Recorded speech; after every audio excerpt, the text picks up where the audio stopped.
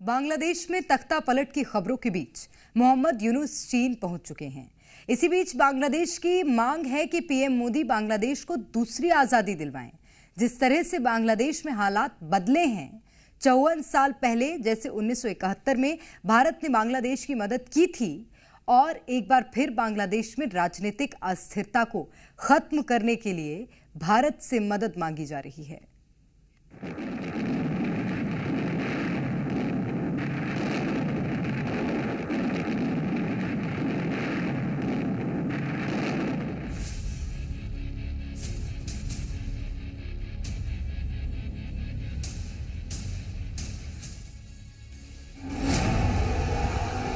54 साल बाद बांग्लादेश में फिर वही हालात।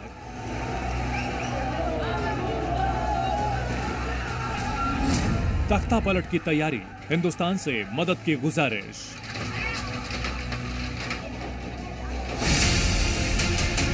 भारत दिलाएगा बांग्लादेश को दूसरी आजादी। 54 साल बाद एक बार फिर बांग्लादेश में हालात वैसे ही हैं जैसा 1971 में था। तब भी आवाम में असंतोष था और आज भी नाराजगी है। बांग्लादेश में बगावत की आग तेजी से फैल रही है, लोग गुस्से में हैं। यूनुस सरकार के खिलाफ मोर्चा खोल दिया है।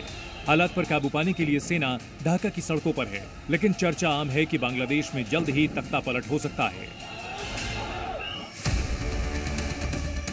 दरअसल 24 मार्च को बांग्लादेश के आर्मी चीफ वकारुज्जमान ने अपने टॉप अफसरों के साथ मीटिंग की, जिसके बाद कहा जा रहा है कि बांग्लादेशी सेना मोहम्मद यूनुस की लीडरशिप वाली अंतरिम सरकार को हटाकर खुद सत्ता संभाल सकती है।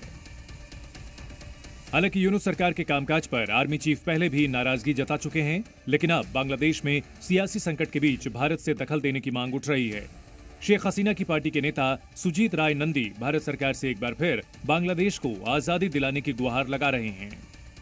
उन्होंने कहा कि अवामी लीग पार्टी के कई लीडर्स ने घर छोड़ दिया है, वो छिपकर रहने को मजबूर हैं। भीड़ अब भी सड़कों पर घूम रही है। भारत ने हमें आजादी दिलाने में मदद की थी, हमें फिर उससे ही मदद की उम्मीद है। इस मुसीबत से बाहर निकालने में प्लीज हमारी मदद कीजिए। दरअसल बांग्लादेश में तख्ता पलट के बाद से ही शेख हसीना भारत में हैं और बांग्लादेश में उनकी वापसी की तैयारी तेज है। वहीं मोहम्मद यूनुस पीएम मोदी से मिलने को बेताब हैं। यूनुस अगले सप्ताह बैंकॉक में बिम्स्टेक शिखर सम्मेलन के लिए जा रहे हैं, वहां पीएम मोदी भी रहेंगे। लिहाजा मोहम्मद यूनुस पीएम मोदी के साथ द्विपक्षीय मुलाकात करना चाहते हैं। हालांकि भारत ने अब तक कोई जवाब नहीं दिया है। इस बीच बांग्लादेश के राष्ट्रीय दिवस पर पीएम मोदी ने बांग्लादेश के मुख्य सलाहकार मोहम्मद यूनुस को पत्र लिखा है, जिसमें कहा गया है, बांग्लादेश के मुक्ति संग्राम की भावना हमारे संबंधों के लिए मार्गदर्शक बनी हुई है।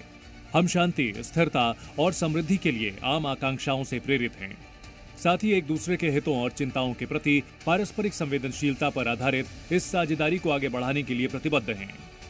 दरअसल मोहम्मद यूनुस इस वक्त चीन के दौरे पर हैं। कल उनकी शी जिनपिंग से मुलाकात होनी है, लेकिन मोहम्मद यूनुस ये बखूबी जानते हैं कि भारत ही बांग्लादेश में तख्ता पलट करवा भी सकता है और उसे रोक भी सकता है। 1971 में भी ठीक वैसा ही माहौल था जैसा आज बांग्लादेश का है। पूर्वी पाकिस्तान में बगावत की आग तेज हो गई थी। लोग सड़कों पर उतरकर आंदोलन करने लगे थे। इस दौरान करीब 1 करोड़ शरणार्थियों ने भागकर पश्चिम बंगाल में शरण ली थी। इससे भारत पर पाकिस्तान के खिलाफ कार्रवाई करने का दबाव बढ़ गया था और 3 दिसंबर 1971 को पाकिस्तान की वायुसेना ने भारत पर हमला कर दिया था, जिसके साथ ही 1971 के भारत पाक युद्ध की शुरुआत हो गई और 16 दिसंबर 1971 को पाकिस्तान की सेना के आत्मसमर्पण और बांग्लादेश के जन्म के साथ युद्ध का समापन हुआ। अब 54 साल बाद बांग्लादेश की नजरें एक बार फिर हिंदुस्तान पर टिकी हैं। देखना होगा कि पीएम मोदी का अगला कदम क्या होगा, क्योंकि यही बांग्लादेश का भविष्य तय कर सकता है। ब्यूरो रिपोर्ट, जी मीडिया।